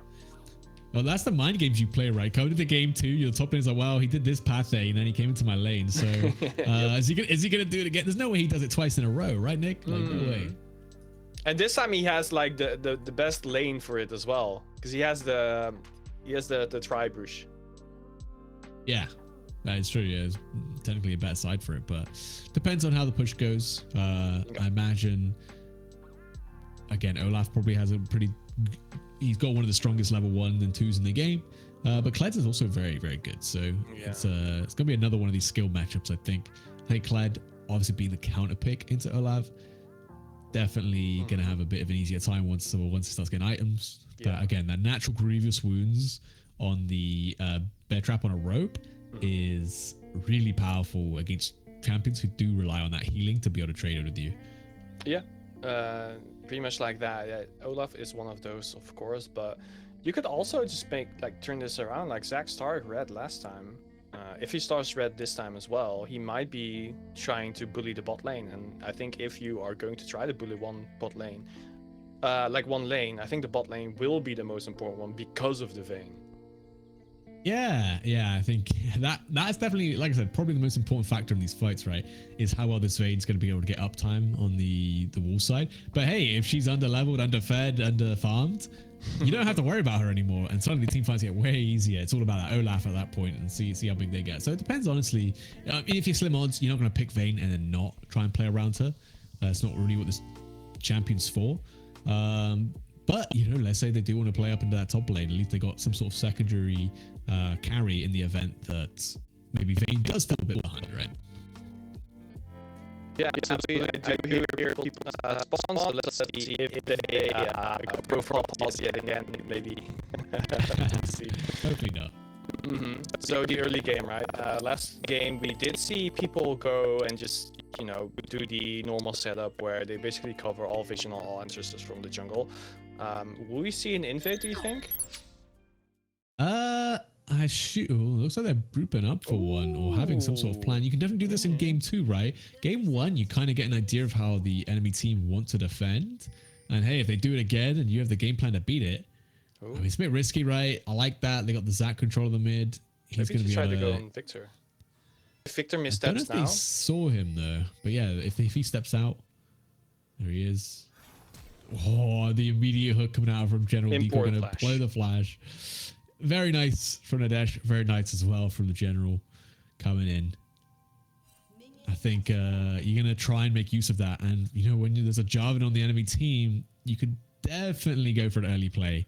So he's already going to be feeling pretty bad in this mid lane. Going to have to give up a lot of priority. And that's going to maybe open up an opportunity for Brady to maybe go for an invade. Obviously, being able to trade against the Zac very well. We'll have to see. All right, I want to ask you, Nick. I want to ask you. Have you seen the new Skarner rework? I have. Okay. What can I say? I think he's. Oh, wait a minute. Nice poke in the start. Oh, I like it. Lane 1. Q GG's. Whiffing, but yeah, about the Skarner. So I already thought that his ultimate is incredibly strong, but now that you said, yeah, but how about if we make it 3 people? Yeah, which I kind of like it because it's basically Skarner. That's the most hype part about his kit, right? It's like you impale someone and you yank them towards your team. Very fun stuff. Why don't we if you just triple that, does that make it triple the amount of fun? I guess, but at the same time, I guess they did lower the duration of the ultimate. So in that sense, it's like, all right, that's fair. Ooh, a lot of poke on the Vayne already. Of course, they have the level up as well. Ooh, right now, the Vayne Nautilus get it as well. So, bit of more safety measures available for the Vayne, but of course, still not really what you need as of now. But yeah, Skarner, also just dashing through walls. I think that's actually one thing that I really like about it. Yeah, I mean, he's a great redesign. I think for his gameplay, he's going to be very interesting. It looks like it's going to be weird to build him because he's got a lot of interesting scaling on each of his abilities. He does mixed damage as well, which is kind of like what he does now as well. But yeah, I'm looking forward to seeing him. Definitely look forward to playing him. He's actually a very fun champion, and I'm glad they're kind of removing his Dominion mini game. As much as it's sad for those who remember Dominion, it's fast, it's fun, it's Dominion. I kind of miss it, you know what? But it definitely doesn't. A champion's kit shouldn't be revolving around an old game mode. Yeah, that's true. Also, I'm not sure if they will keep the passive thing that he has. Like when you have Powers. fields around the Yeah, map, that's the you have to take Dominion. them. That's the Dominion. You never played Oh, Dominion? Oh, wow. first blood in the top lane, going on for like a big trade, it seems, and obviously being Ooh. able to. Oh, Yeah, the gank never mid lane as engage. well. Jarvan re-engaging here, goes for the EQ combo. A lot of damage on Zac. Of course, his passive is still up, so there's not much they can do. And the Victor stunning Karma as well, so couldn't land the Q for an extra slow. Zac will simply go back into the jungle, heal a bit. His passive, of course, very strong for that. Yeah, and that's kind of what I was talking about, right, Brady? Trying to find the opportunities that Krolux is also looking for, being able to get that counter gank and keep that control over the mid lane. Yeah, obviously we had that first blood in the top lane. Seemed like a really close trade, right? It's a classic Kled experience where you trading with him, one more hit is about to kill him, and then he mounts onto Skarl, and then you're like, I hate League of Legends. Yeah. Yeah, of course, Oh. going to re-engage. Look at the damage on Olaf as well. There will be the Jarvan here as well, and it popped off the horse, but will be getting a kill on the Olaf here. That is a 2v1 and instantly hops on. There's no oh way, my the days. Double kill for the Kled. It's Jover. Very slim odds. The odds just keep getting slimmer, Nick. And this Kled, that counter pick coming in. I love it. It went all in. We're going to see the replay of that. Winning this trade, Banerex feels really confident. Near Brady's here. Let's kill him. Let's kill his ass. And then just diving, flashing over the Jarvan EQ. Extremely well played from Shirk. Going to get remount onto Skarl and then clean up that kill. Just mechanically well played and just really knowing the limits of his champion. Yeah, is he able to remount that fast just because he got a kill? Is that it? He just gets a lot of fury, like, I'm trying to think, courage, I guess is what it's called. Yeah. For when he's, doing lots of damage. So like when he's being aggressive, right? So it's not specifically the kill, but, with his W up and things like that, it comes back extremely quick. He got the bug shot, of course. And yeah, they definitely, it's a champion you don't see too often, right? So I think both Brady and Banerex kind of surprised that was even possible, right? He could mount up that quick. Yeah. And Krolux going to find a big engage, maybe, but no. Well positioned from Jinnik. Just knowing the angles at which he could stand in that mid lane and avoid the ganks. All right, Dragon already started halfway through. Will they try to engage here? Maybe going for a little bit of a poke. Zac has the range to sling in there and get a kill potentially on the Jarvan. Dragon back, but barely surviving. But I don't think this Nautilus will be surviving unless the flash is going out. The flash will be used, but still the burn has taken him down. No snare. Character down there. And yeah, but that, I think this is Karma gone as well. Ooh, the shutdown the top lane. At the top, indeed. Olaf saying, yeah, you had that earlier, but now it's mine. I get the kill, I get the shove again, and Olaf can go back to his game plan. Yep, but luckily for the Infernal Wolves here, they did win that fight around Dragon. And they stole the Dragon. Brady had to flag and drag out. Now he's feeling super behind on this pick, and Jarvan behind is not going to be offering much to your team. So just a well-played fight around that Dragon. But if you are SlimOdds, Banerex did get that shut down. Oh, General Decoy. Not as quick. Not as naughty. Not naughty. He's out. But yeah, that's the saving grace, is that now top lane is not Jova. He's actually up in CS. He got big shutdown gold as well. And it's still Olaf, right? So I think maybe Sherrock kind of felt overconfident from his 2v1. And thought he had a bigger lead than he did. But, level 6 Olaf, man, is no joke. Yeah, of course, he was on low health either. He didn't go back to base in between. So probably like it was a health discrepancy. He probably didn't buy the items either. He needed to fight. Yeah, so it's pretty much going to be Olaf saying no to trying to say no to damage with the boots, but then Kled saying yes, because I have a lot of damage, so it doesn't matter. Don't care about your boots. So I think he will be having most of the lane priority right now. So Olaf can't do his thing where he just pushes behind the enemy tower. Yeah, Elastic Slingshot going absolutely nowhere, but at least, they cleared the pink ward, so worth. Yeah, just looking for these angles. You can kind of afford to do it. Not too worried about it. also got the 3 grubbies, did Grolux. So definitely objective-wise, looking to be in the lead, the Infernal Wolves. And hoping to keep it that way, right? I mean, they were lucky enough to get that dragon. Can try and jump onto... Yeah, do not commit into that. Definitely. Genie with the priority in that mid lane. You'd be jumping maybe into your depth. Big trade out in the bot lane though, Nick. Yeah, trying to get rid of the Vayne. I think Vayne will be pushed out of the lane pretty soon. But now the battle for vision has started. Zac will not initiate, simply going for the Scuttler here, getting some vision. Will be uncontested. Of course, not really worth dying for this early in the game, especially with the boys already taken down. Yep. But again, they do have this priority in the bot lane coming out, and that is the thing though, is that when you are playing with Ezreal, for one, he can be difficult. Oh, 1 second. Engage right there. Zac being caught out, actually going for an engage as well, trying to use his passive to get some health back, but big damage. Yeah, definitely big damage. Victor trying to get the kill here. Zac will simply pop back up. There will be a lot of damage dealt, but still alive. I mean, his passive right now is being taken away, so has to think a little bit more about his ganks. But does Zac think? Does he have a brain between all that slime? Yeah, I mean, I don't know. Actually, they've kind of they've retconned his laws, so it's different than what it used to be. Oh, the grubbies are beating you up, Brady. Get out of there. Oh my god. Oh, they're chasing him. They ain't done with him. Oh, he's out. Wait, is he? Okay. They had a vengeance, man. No, speaking of vengeance, though. Yeah, bot lane.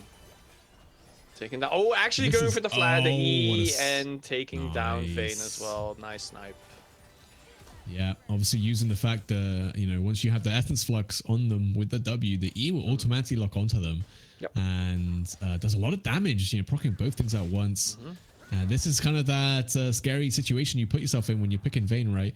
Yep. They kind of went for this hard bully lane in the Ezreal Seraphine and making the most out of it. And unless General Decoy can find like a good hook with the ultimate while Brady's coming down, it's going to be tough to win a fight down there. And we've seen Brady has had to turn his attention to this mid lane, to this top lane throughout this game. So hasn't really had much of a chance to look at bot lane. Yeah, of course. Spotted Nautilus earlier, so saw this ward as well. They will be clearing it out as well. So Ginny, a little bit blind on the bottom side of the map. Of course, Dragon is about to spawn, 15 seconds remaining.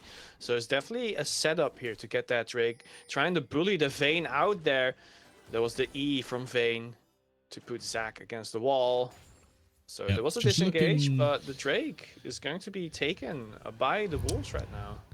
Yeah, they do not want anything to do with it. They're just going to try and grab the grubbies for themselves in the top lane. And that will be the second Drake, the Mountain Drake. We're going to see what kind of soul spawns at the end of this. I don't know.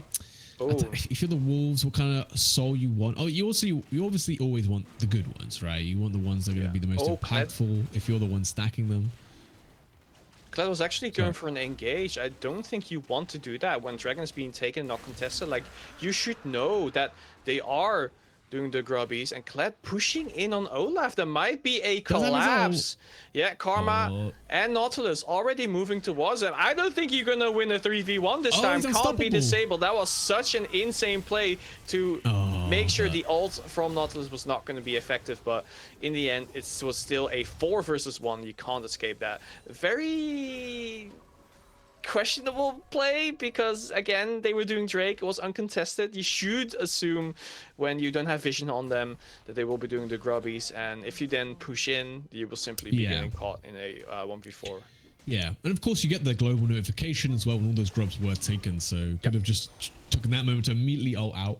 Just wasn't really sure how hard they'd commit. Maybe just, again, overconfident, thought that he'd be able to escape regardless. But it's not the end of the world here. Infernal Wolves doing the best they can, taking everything from this bot side. Got the first tower as well, which is going to be a lot of gold injected into both the carries here. And you're going to force the flash. All right. Yeah. So here's a question being asked in the chat as we see a collapse in the mid-screen. Karma is probably just going to walk away. So Surmite is asking, why pick J4 with Olaf and Nautilus? Right. I mean, it's inherently not synergistic. Like there's nothing about these champs that should work together.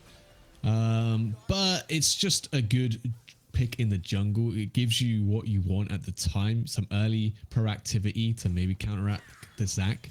And early on it was working, obviously finding some good counter ganks.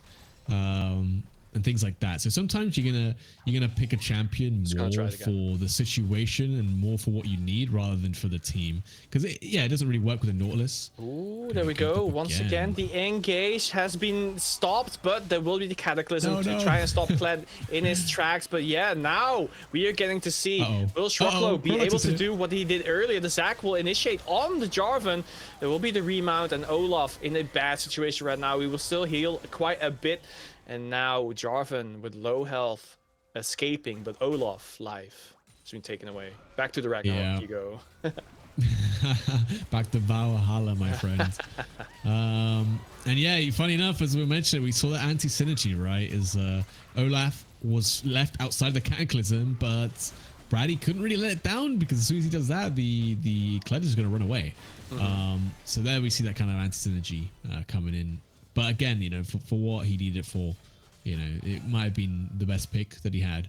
I guess if Zac wasn't near, they would have gotten the kill, but yeah, it was. I mean, it would have been close. To be fair, Shrocklow was looking really strong, still in that 2v1. Luckily, Krolux did come up and secure the situation. And honestly, a lot of the team collapsed up to that top lane. So even Goham, who was been farming it out, managing to rotate up there. So. Yeah, I think definitely a good play still for the Wolves, managing to make the most out of that. And just waiting for this next dragon to spawn. I mean, you know, you're a minute and 90 seconds away basically from being on Soul Point.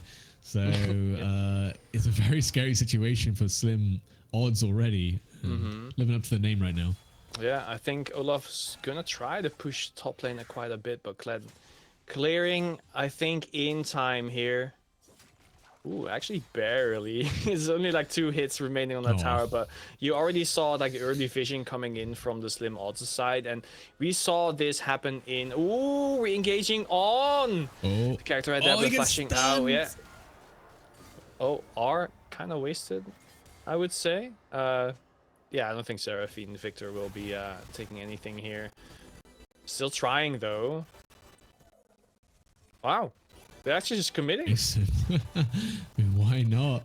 I guess you got like Krolux behind you, and Nadesh with a full item now is doing damage, man. Oh, that was really well played from Nadesh as well. On that engage under the tower, had his W up and managing to actually stun the Jarvan out of his flag and drag. It kept him alive there, 100%. Oof, and the Herald's going in the bot lane. They're going to take a second turret there. It's going to be an important one, I think, as well. Wow, top lane instantly Olaf trying to fight him, but yeah, he's just not going to go through this Kled. He has so much HP with his mounts getting back, and yeah, another big hit on the third tower, the Inhib tower, and now with the map being opened up so wide in the bottom side, I think this Drake is for them. They're gonna try and find an angle in, and I respect it. I mean, you kind of, if you get a steal here, you buy yourself so much time. You buy yourself so much time for this Vayne to be able to get into this fight. You have to. It's going to be a sacrifice, and you can tell the Wolves do not want to try and flip this. They're trying to play it out. Maybe try and make Brady even deeper. Dragon's getting lower. He's just going to find a flag and drag angle, or he's just going to back out. All right. Yeah. All right. Little speed boost to chase John away out of the jungle. This support doing quite a bit of damage already on him. Olaf's tower being taken down earlier, of course, so he will be farming up a little bit. It's not gonna take a lot to take the top tower down, but same can be said for the mid lane on the Wolves' side. Like only like 5 hits maybe. The objective bounties are up as well, though. There's definitely a chance for SlimOdds to increase their odds at winning this game if they can just get some of these towers, get some of that gold in their carries.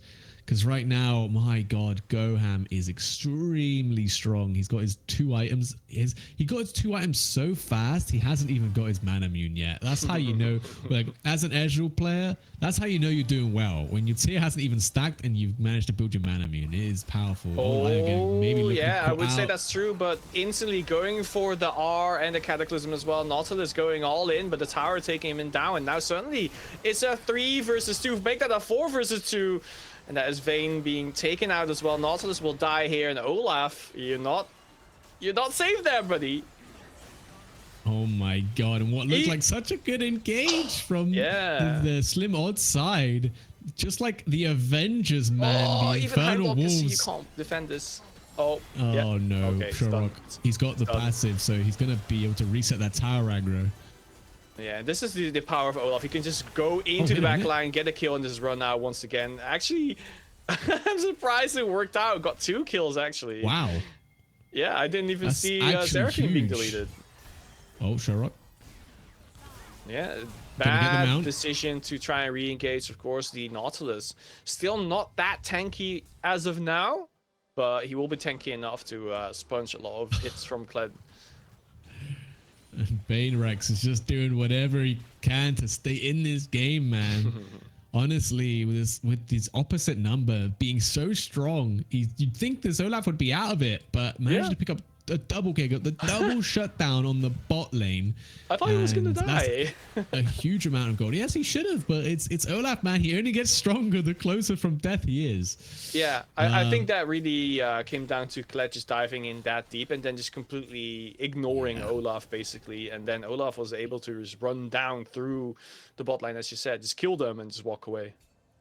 Yeah, definitely an overcommit from the side of Wolves. They're still in a good spot, obviously. Still 5k gold up, and 3 Dragon Soul Point 2 minutes away, or Dragon Soul itself 2 minutes away.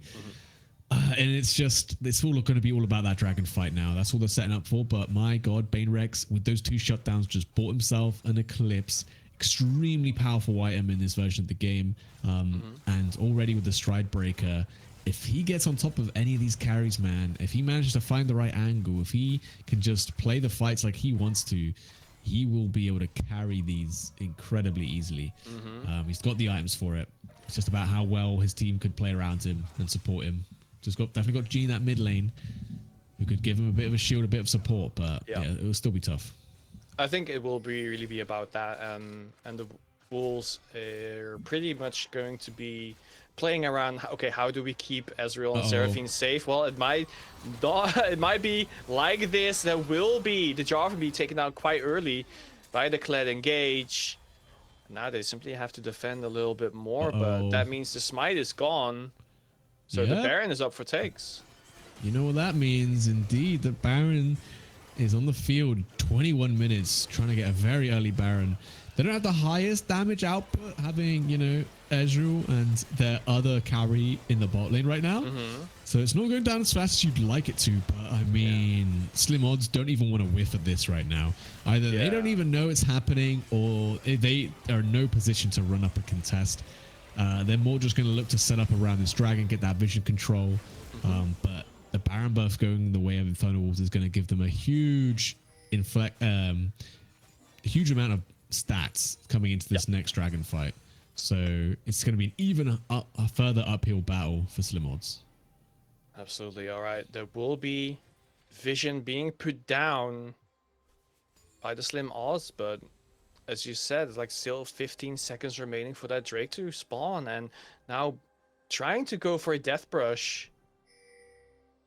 They are seeing the Kled trying to push out the bot lane, but I don't think they can get a kill on him yet, unless he overextends once again. Let's see if that is going to happen. Drake has spawned. Not sorry yet. There's no vision on it, though, from the Wolves right now. They will be trying to get that, but there's no death brush anymore. They will simply stay safe. Olaf getting a tower top lane. I think Olaf will simply stay there, keep the Victor busy, and I don't think Victor can contest Olaf at all. Oh, unstoppable. Yep, going in. Zac locking down the Karma, and Vayne actually, and now Vayne is just being completely deleted, and that again that should is be free going Baron. to be something. But now the tower dive here on the Victor, will be taken down, and that is going to be yet another tower. We see Okay. Kled going top lane. I think he is able to deal with Olaf and Nautilus, but not before the tower is being taken down. Can definitely burn it away. Ooh, Jarvan? Bradley just trying to find an angle for the steal. Oh, I top mean, lane if is he fighting as steals well. this, he could save his team a Nautilus. hell of a lot. They're going to peel off Dragon, just one-shot him. That should be a secured Yeah. dragon for the Oh, Wolves. Kled is going to kill Nautilus as well after this chase in mid lane. Yeah, he's just gone. There's not much you can say about that. Yeah. Oh, and now that's- Karma being ulted. Bye-bye. Wow. Yep, see him. I mean, that's Winning fights all over.